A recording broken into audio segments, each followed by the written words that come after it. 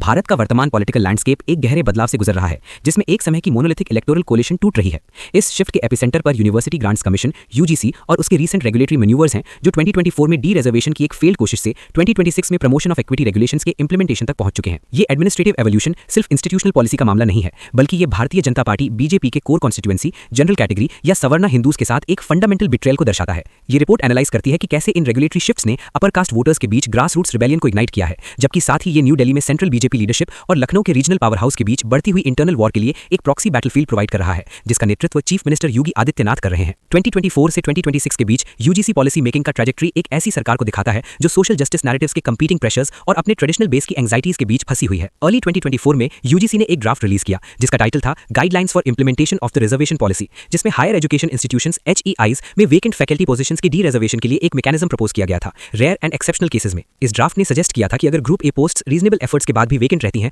तो उन्हें ministry of education की अप्रूवल के साथ जनरल कैंडिडेट्स के लिए ओपन किया जा सकता है। दलित, बहुजन और आदिवासी ग्रुप्स की तरफ से बैकलैश तुरंत आया, जिन्होंने इस ड्राफ्ट को कॉन्स्टिट्यूशनल सेफगार्ड्स को डिसमेंटल करने की एक कंस्पिरेसी लेबल किया। High stakes national election year में इलेक्टोरल रिपरकशन से डरते हुए सेंट्रल गवर्नमेंट ने एक स्विफ्ट यू टर्न लिया। Union education minister Dharmendra Pradhan और UGC chairman M Jagdesh Kumar को कैटेगोरिकल डिनायल्स इशू करने पड़े, जिसमें उन्होंने असर्ट किया कि कोई भी रिजर्व पोस्ट कभी डी रिजर्व नहीं की जाएगी और 2019 का सेंट्रल एजुकेशनल इंस्टीट्यूशंस एक्ट ही एब्सोल्यूट अथॉरिटी बना रहेगा। लेकिन 2024 का ये पॉलिटिकल डैमेज कंट्रोल 2026 में एक काफी ज्यादा रेडिकल शिफ्ट के लिए स्टेज सेट कर गया। ऑपोजिशन की सेव द कॉन्स्टिट्यूशन रिटोरिक को न्यूट्रलाइज करने के लिए यूजीसी ने promotion of equity in higher education institutions regulations 2026 notify किया। ये रेगुलेशंस सिर्फ एक बेनाइन अपडेट होने से काफी दूर एक multi tier institutional architecture introduce करते हैं, जो स्पेशली एससी, एसटी और ओबीसी स्टूडेंट्स की कंप्लेंट्स हैंडल करने के लिए डिजाइन किया गया है, जबकि जनरल कैटेगरी को जानबूझकर इसके प्रोटेक्टिव अम्ब्रेला के बाहर छोड़ दिया गया है। 2026 के रेगुलेशंस कास्ट बेस्ड डिस्क्रिमिनेशन को स्ट्रिक्टली उन एक्शंस के रूप में डिफाइन करते हैं जो रिजर्व कैटेगरीज के मेंबर्स के खिलाफ डायरेक्टेड होते हैं। 2025 के डिस्कशन ड्राफ्ट में जो फॉल्स कंप्लेंट्स को पनिश करने का प्रोविजन मौजूद था, उसे हटाकर यूजीसी ने इफेक्टिवली एक ऐसा लीगल एनवायरनमेंट क्रिएट कर दिया है जहां जनरल कैटेगरी स्टूडेंट को एक स्ट्रक्चरल ऑपरेसर के रूप में पोजीशन किया गया है,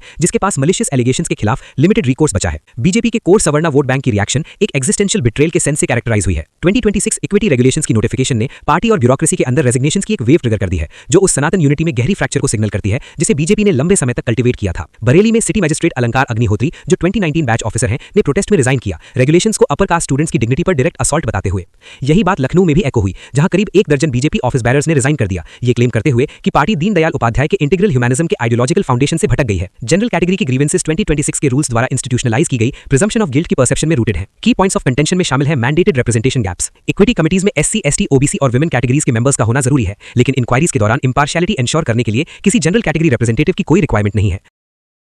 कमिटीज के लिए ये रिक्वायरमेंट कि कंप्लेंट आने के 24 आवर्स के अंदर मीटिंग करें और 15 डेज के अंदर रिपोर्ट सबमिट करें, इसे एक ऐसे मैकेनिज्म के रूप में देखा जा रहा है जो थरो एविडेंशियरी इन्वेस्टिगेशन के बजाय रैपिड और पोटेंशियली बायस्ड एजुडिकेशन को फेवर करता है। फॉल्स कंप्लेंट पेनल्टी को डिलीट करना स्टूडेंट पॉलिटिक्स और पर्सनल वेंडेट्स को सोशल जस्टिस के रूप में मास्करेड करने का इन्विटेशन माना जा रहा है, जो बिना ड्यू प्रोसेस के अनरिजर्व्ड स्टूडेंट्स के करियर्स को डीरेल कर सकता है। बीजेपी एमपी मन्नन कुमार मिश्रा और एमएलसी देवेंद्र प्रताप सिंह जैसे लीडर्स ने इन ब्लैक लॉस को ओपनली क्रिटिसाइज किया है, ये कहते हुए कि ये हिंदूज को कास्ट के बेसिस पर डिवाइड करते हैं और जनरल कैटेगरी स्टूडेंट्स को अपने ही कैंपसेस पर अनसेफ महसूस कराते हैं। ये इंटरनल डिसेंट ये सजेस्ट करता है कि बीजेपी की पीडीए पिछड़ा, दलित, अल्पसंख्यक वोट बैंक को वू करने की कोशिश ने उसके सबसे लॉयल सवर्णा सपोर्टर्स के बीच हॉस्टिलिटी का एक नया फ्रंट क्रिएट कर दिया है। यूजीसी कंट्रोवर्सी डायरेक्टली लिंक्ड है सेंट्रल बीजेपी लीडरशिप और उत्तर प्रदेश के चीफ मिनिस्टर के बीच बढ़ते हुए पावर स्ट्रगल से। ये रिफ्ट जो 2021 के क्राइसिस के दौरान प्रोमिनेंटली सरफेस हुई थी, अब न्यू दिल्ली के द्वारा उनके नेशनल असेंट को कंटेन करने की एक सिस्टेमिक एफर्ट में बदल चुकी है। 2024 लोकसभा रिजल्ट्स, जहां उत्तर प्रदेश में बीजेपी की टैली लगभग आधी हो गई थी, इस पूरे ब्लेम गेम का प्राइमरी कैटलिस्ट बन गए हैं। 2024 इलेक्शंस के बाद सेंट्रल लीडरशिप ने जेपी नड्डा और अमित शाह जैसे फिगर्स के थ्रू एक नैरेटिव शिफ्ट शुरू किया, जिसमें यूपी के लॉसेस का जिम्मेदार ओवर कॉन्फिडेंस और स्टेट एडमिनिस्ट्रेशन की पार्टी कैडर से अलूफनेस को बताया गया। लेकिन लखनऊ का कैंप, जिसे लोकल आरएसएस एलिमेंट्स का सपोर्ट है, ये आर्ग्यू करता है कि लॉसेस का डायरेक्ट रीजन दिल्ली द्वारा इंपोज की गई फॉल्टी कैंडिडेट सिलेक्शन थी, जिसमें ग्राउंड रियलिटीज को इग्नोर करके ब्यूरोक्रेट्स और टर्न कोच को प्रेफरेंस दी गई थी, जिनके पास लोकल अपील नहीं थी। आदित्यनाथ के खिलाफ सेंट्रल लीडरशिप की कंटेनमेंट स्ट्रेटजी कई एडमिनिस्ट्रेटिव और पॉलिटिकल चेक पॉइंट्स के थ्रू दिखाई देती है।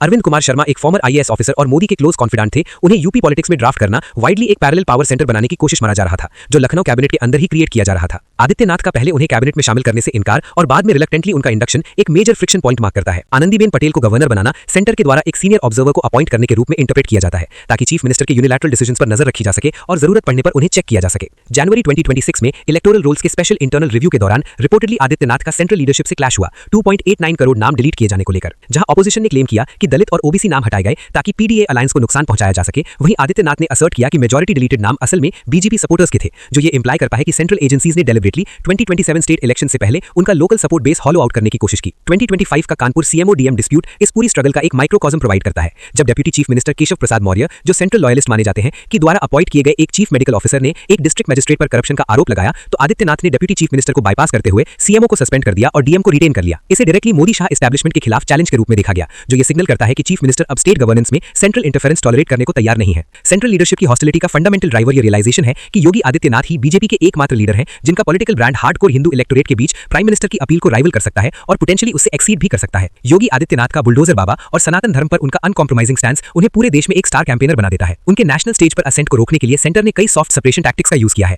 आदित्यनाथ बायोपिक के लिए सीबीएफसी सर्टिफिकेट जारी करने में डिले वाइडली ये माना जाता है कि ministry of information and broadcasting का एक मूव है ताकि उनकी hero worship national cinematic audience तक ना पहुंच पाए। भारत के सबसे ज्यादा जनसंख्या वाले राज्य के चीफ मिनिस्टर होने के बावजूद आदित्यनाथ को कई high level national policy committee से जानबूझकर बाहर रखा गया है, जहां उन्हें नेशनल डिस्कोर्स को इन्फ्लुएंस करने का प्लेटफॉर्म मिल सकता है। Media narratives, centralised media handles अक्सर आदित्यनाथ की सक्सेसेस को मोदीज विजन के रूप में फ्रेम करते हैं, जबकि फेलियर्स या सोशल अनरेस्ट का जिम्मेदार सिर्फ स्टेट मिसमैनेजमेंट को ठहराते हैं, जिससे इफेक्टिवली चीफ मिनिस्टर को पार्टी की नेशनल सक्सेस स्टोरी से अलग कर दिया जाता है। यूजीसी का 2026 रेगुलेशंस के लिए जस्टिफिकेशन 2019 से 2024 के बीच रिपोर्टेड कास्ट डिस्क्रिमिनेशन केसेस में 118.4% इंक्रीज पर बेस्ड है, लेकिन एक डीपर एनालिसिस ये रिवील करता है कि इस डेटा का यूज एक पॉलिटिकल कजल के रूप में किया जा रहा है। ये स्टैटिस्टिकल लैंडस्केप कैंपसेस पर एक चिलिंग इफेक्ट क्रिएट करता है। हाई अचीविंग अनरिजर्व टैलेंट जो पहले ही हायर कट ऑफ्स और फुल फी बर्डन्स का सामना कर रहे होते हैं, अब एक एडिशनल साइकोलॉजिकल बर्डन भी झेल रहे हैं। ये डर की एक भी अनसब्सटैंशिएटेड कंप्लेंट उनके एकेडमिक और प्रोफेशनल फ्यूचर को डीरेल कर सकती है, एक ऐसे सिस्टम में जो एक्सप्लिसिटली उन्हें ग्रीवेंस बॉडी में रिप्रेजेंटेशन देने से इनकार करता है। इस वजह से हाई अचीविंग अनरिजर्व टैलेंट का यूनिवर्सिटीज अब्रॉड की तरफ एक्सेलरेटिंग ब्रेन ड्रेन हो रहा है, जो धीरे धीरे देश के डोमेस्टिक इंटेलेक्चुअल कैपिटल को हॉलो आउट कर रहा है। यूजीसी के 2026 इक्विटी रेगुलेशंस और इंटरनल योगी वर्सेस सेंटर कॉन्फ्लिक्ट का कन्वर्जेंस भारतीय जनता पार्टी के लिए एक क्रिटिकल इन्फ्लेक्शन पॉइंट रिप्रेजेंट करता है। अपने सबसे लॉयल सवर्णा बेस को एलियनेट करने वाला ग्रीवेंस मैकेनिज्म इंस्टीट्यूशनलाइज करके सेंट्रल लीडरशिप सबर्डिन पॉलिटिकल चैलेंज से बचने के लिए एक हाई स्टेक्स गैम्बल खेल रही है, लेकिन ये स्ट्रैटेजी उल्टा पड़ रही है, क्योंकि ये लखनऊ की रीजनल लीडरशिप को दिल्लीज बिट्रेयल का एक पावरफुल नैरेटिव प्रोवाइड कर रही है।